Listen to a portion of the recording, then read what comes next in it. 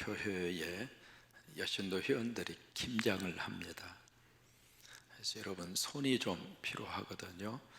그래서 좀 시간을 좀 내셔서 오전 8시까지 만나홀에 와주시면 고맙겠습니다. 여러분 김장을 만들 때 가장 중요한 재료로 쓰는 게 뭐죠? 배추 가지고 하잖아요. 근데 김장이 만들어지려면 이 배추가 5번 죽어야 돼요. 그냥 배추 뽑아서 그냥 항아리에다 집어넣으면 김장이 되는 게 아니잖아요. 가장 어디서부터 죽어야 되는가? 뽑혀야 돼요. 뽑히지 않으면 김장을 만들 수가 없습니다. 뽑힌 다음에 그 다음에 어떻게 해요? 칼로 그냥 잘라버리는 거예요. 자르면서 우리가 꼭 하는 말이 있습니다. 속이 참 노랗고 좋다. 이게 속에 꽉 차야 돼요. 그래야 이 김장의 맛이 참 맛있잖아요. 상추하고 배추의 차이 여러분 아십니까? 같은 추자는 추자지만은 상추는 크면 클수록 참 이렇게 안으로 모아지는 것이 아니라 자꾸 밖으로 이렇게 퍼져요. 그게 상추예요. 근데 배추는 참 이게요, 속이 차면 찰수록 안으로 모아져요. 모아지고 또 모아지고 또 모아지고 또 모아지고, 참 그게 배추예요. 이게 모아져야 속이 차거든요.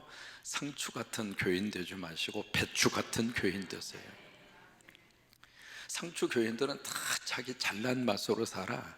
그래서 네가 잘났나? 나도 잘났다. 그러면서 자꾸 그냥 근데 배추 같은 교인은 안 그래요.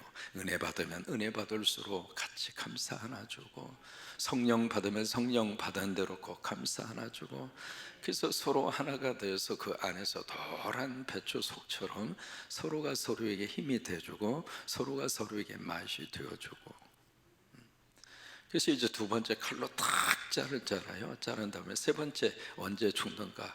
갔다가 소금을 팍팍 쳐버려요. 그냥 소금을 쳐서 이렇게 어느 정도 간이 배었나 이렇게 확인한 다음에, 이게 숨이 안 죽으면 뭐라 그래? 안 죽었네. 그리고 소금을 더 치는 거예요.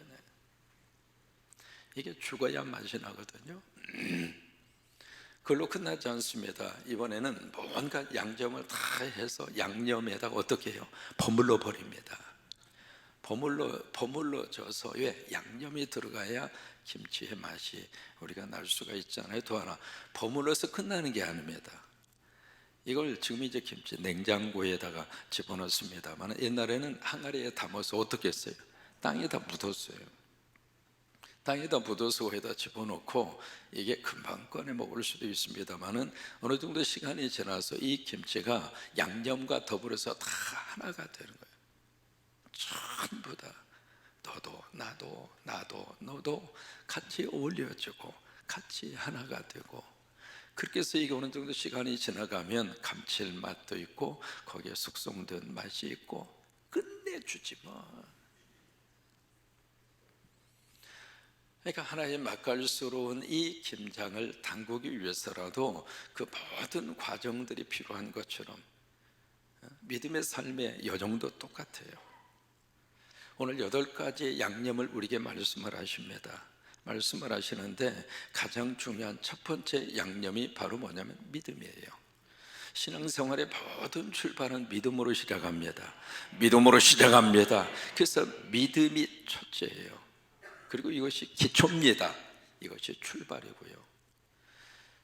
그런데 오늘 성경 말씀은 믿음으로 시작하고 믿음으로 끝나는 게 아닙니다. 믿음으로 시작을 해서 무엇으로 완성이 되는가? 사랑으로 완성이 되는 거예요. 그래서 믿음, 소망, 사랑, 이 세 가지는 항상 있을 것인데 그 중에 제일은 왜 그럴까? 사랑이 완성이에요.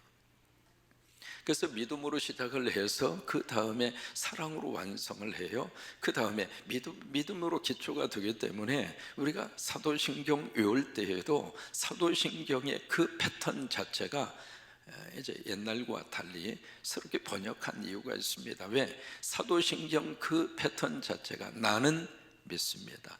나는 믿습니다. 나는 믿습니다. 누가 믿어요? 내가 믿는다 이 말이에요. 그래서 오늘 이 성경에서도 이 5절에 보시면은 자세히 좀 보시면은 그렇게 돼 있어요. 그러므로 너희가 더욱 힘써. 누구 믿음에? 너희 믿음이에요. 이게 다른 사람의 믿음을 말하는 게 아니고요. Your faith, 네 믿음, 네 믿음. 믿음은 각자의 영역입니다.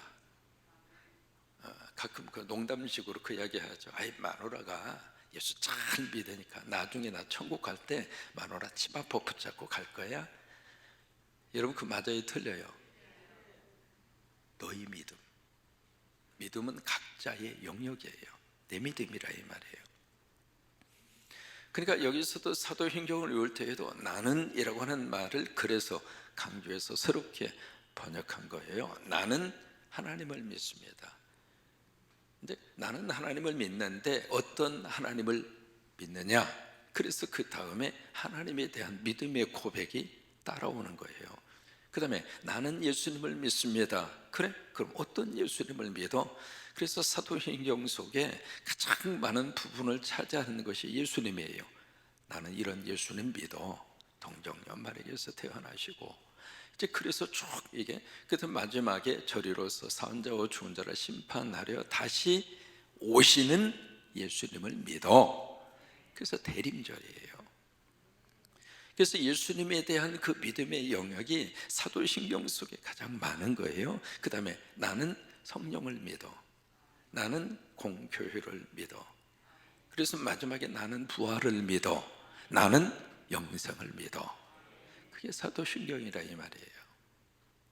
그러니까 믿음이 출발입니다. 믿음이 기초이고요. 믿음이 가장 중요한 토대예요. 이게 흔들리면 다른 것은 다 무너져요.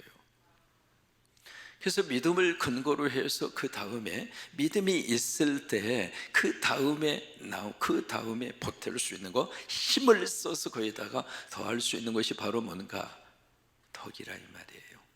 이 덕을 참 영어 번역에서는 굉장히 잘 번역을 했습니다. 이 덕이라고 하는 것은 도덕적인 우월함이다. 영어 성경은 그렇게 번역했습니다. 그러니까 도덕적으로 우월하다 이 말이에요. 그러니까 도덕적으로 우월하다는 이야기는 이 믿음이 무엇으로 나타나게 되는가? 내가 믿습니다. 아 그래? 그러면 믿었으면 그것이 행동으로 드러나야 된다 이 말이에요. 내가 아내를 믿어요. 맨날 볼 때마다 내가 당신 믿어. 입으로만 그러면 안 돼요. 그게 구체적인 행동으로 나타나야 된다 이 말이에요. 그러니까 여기서 믿습니다. 이 믿음의 차원이 그냥 생각의 차원으로, 그냥 머리의 차원으로, 그리고 립서비로 끝나는 것은 믿음의 구체적인 생명력이 아니라 그 말이에요. 그것이 삶으로 드러나야 된다. 미국 가시면은 나이가라라고 하는 유명한 그 폭포가 있습니다. 저 상류 쪽에 그 하류 쪽에다가 어느 분이 이제 외줄 로프를 이렇게 걸어놓고 그래서 외줄 자전거 타기 묘기를 합니다. 자, 위험한 그런 묘기죠. 근데 이쪽에 수많은 사람들이 보이는 그 자리에서 외줄을 딱 걸어놓고 외줄 자전거를 놓고 여러분 내가 이 외줄 밧줄을 타고 저쪽까지 갔다 올 줄로 믿으십니까? 그러니까 거기 있는 관광객이 전부 다 믿습니다. 그래서 박수로 우려같이 쳐줍니다. 그래서 이분이 전체로 외줄 바퀴 자전거를 타고 외줄 밧줄을 탁 타고 갔다 오니까 그냥 여기저기에서 막 환호성을 지르는 거죠. 그 두 번째 묻는 거예요. 여러분 내가 다시 갔다 올 줄로 믿습니까? 그러니까 봤잖아요. 당신 충분히 할 수 있다고 믿는다고. 근데 그 다음에 그렇다면 내 뒤에 자전거에게 타라고. 타면 내가 이 나이아가라를 갔다 오는 그 기가 막힌 광경을 직접 볼 수 있도록 해주겠다 하니까 아무도 대답을 안 하고 눈만 벌떡벌떡 뜨고 있는 거예요. 근데 어떤 한 꼬마아이가 막 달려오더니 그 자전거 뒤에 쏙 하고 타는 거예요. 타니까 이 아버지가 외발 자전거를 가지고 탁 갔다가 오니까 숨을 죽이고 보고 있던 사람들이 우리와 같이 박수를 치는 거예요. 그 뒤에 탄 아이가 누구일까?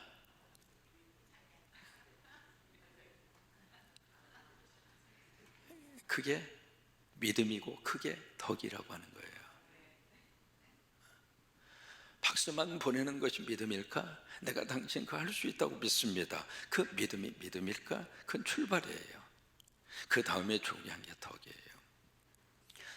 제가 미국에 처음에 가서요, 참 미국 사람들의 그 당시, 지금도 이제 많이 달라졌습니다만은, 이게 목사가 사인만 하면 정보기관에서 더 이상 물어보지 않았어요. 특히 이제 영주권을 이렇게 필요로 하신 분들 굉장히 많이 사인을 해드렸습니다. 미국 살기 위해서는 영주권이 참 그렇게 모든 면에 있어서 가장 삶에 있어서의 필수적인 요소인데, 영주권 취득할 수 있는 방법이 제한되어 있거든요. 그래서 어쨌든 그분들을 위해서 교회가 도와줄 수 있는 것, 이것도 목표다, 이것도 교회가 해야 할 사역이다 이렇게 생각을 하고, 거기서 맨 밑에다가 담임 목사 해서 이제 사인하는 난이 있거든요. 그 사인을 딱 해서 하면 정부 기관에서, 이민국에서 물어도 안 받습니다. 왜? 목사가 사인했다는 거예요. 이제 그분들의 문화 속에서는 목사의 사인은 덕이라고 생각한 거예요. 목사는 거짓말 할 수도 없다, 아니 하지 않을 것이다, 그 믿음이 있는 거예요. 한국의 초창기에 많은 우리 불신자들이 딱 이렇게 보고 교회 다닌다 그러면 크레딧을 주었어요. 교회 다니는 사람인데. 거기에 집사라고 그러면은 아이 뭐 교회 집사님인데 뭐.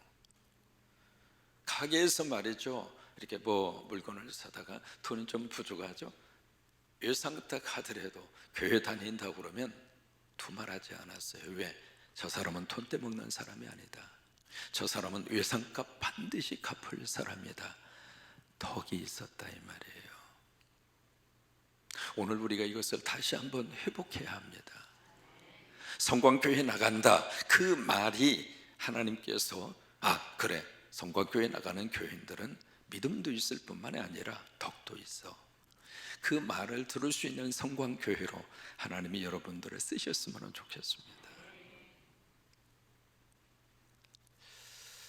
그 다음에 세 번째로 믿음으로 시작을 해서 두 번째가 덕이잖아요. 그 덕, 그 다음에 무엇을 더하라고 말씀하시는가?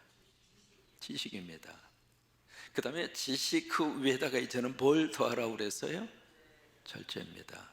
그 절제 다음에 이번엔 뭘 더하라고 그랬어요? 인내입니다. 인내 그 위에다가 이제 뭘 더하라고 그랬어요? 경건입니다. 경건 위에다가 뭘 또 더하라고 그랬어요? 형제 우애입니다. 형제 우애에다가 또 뭘 더하라고요? 사랑. 이 모든 단어 속에 뭐가 수식하고 있느냐면 너희입니다. 네 믿음,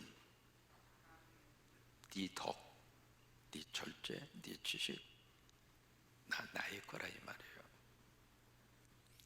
그래서 여기에 이제 믿음 위에다가 그 다음에 덕을, 그 다음에 덕 위에다가 지식을, 이 지식이라고 하는 것을 여기 베드로 후서에 이 알림이라고 하는 단어가 굉장히 많이 반복됩니다. 알림이라고 하는 거, 그 다음에 알게 안다라고 하는 이 표현이 이 베드로 후서에 계속 나오고 있거든요. 그러니까 지식. 우리가 정확하게 알아야 정확한 복을 받습니다. 우리가 뭐 무식하면 용감하다, 그거요 어쩌다 한번 필요한 내용이지, 매사에 그냥 무식하고 용감하면 완전히 그 사람 때문에 조직이 완전히 망가지고 공동체가 완전히 무너지고. 어제도 우리가 다 말을 이렇게 들었습니다마는 그런 생각이 들더라고요. 저분이 제정신이야? 이게 뭐냐면 이 사람이 어떤 지식이라고 하는 게요, 한정된 편향된 지식 속에 착 갇혀 있으면은요 그 이상의 분별과 그 이상의 판단을 못해요. 여러분, 그래서 음모론이라고 하는 것이 엄청나게 무서운 거예요. 지금 우리가 유튜브 여러분들 많이 시청을 하시잖아요. 이게 유튜브도 잘 우리가 분별하고 판단하고 보셔야지, 만약에 이상한 사상과 이상한 지식의 틀에 갇힌 사람의 유튜브에 우리가 거기에 매료가 되면 그 이상의 말, 아무리 정상적인 말을 해도 귀에 안 들어와요. 거기에 꽂혀버리는 거예요. 지도자가 어떤 편향된 주장을 하는 그쪽에 물이 들어버리면 이쪽의 이야기, 정상적 시스템에서 작동하는 그 이야기를 전혀 믿지를 않습니다. 신앙생활도 마찬가지예요. 그래서 늘 강조합니다마는 이 마지막 때 믿음 생활하는 우리들은요, 이게 강대상에서 주시는 이 말씀이 성서적인가를 꼭 물으셔야 돼요. 베레아 사람들이 했던 것처럼 저게 하나님의 말씀이 맞는가? 저게 성서적인가? 성경 전체 속에서 우리에게 주시는 하나님의 음성인가라고 하는 것을 물으셔야 된다 이 말이에요. 잘못된 주장하는 목사의 그 말에 계속 우리가 거기에 현혹이 되면 정상적 하나님의 말씀에서 나오는 그 음성이 우리 귀에 안 들린다 이 말이에요. 그런 경우들이 가면 갈수록 더 많아질 겁니다. 유튜브 보실 때 조심하셔야 돼요. 그러니까 지식이에요. 지식인데 바른 지식. 그 바른 지식이라고 하는 것은 성서적인 지식이에요. 성서적인 지식.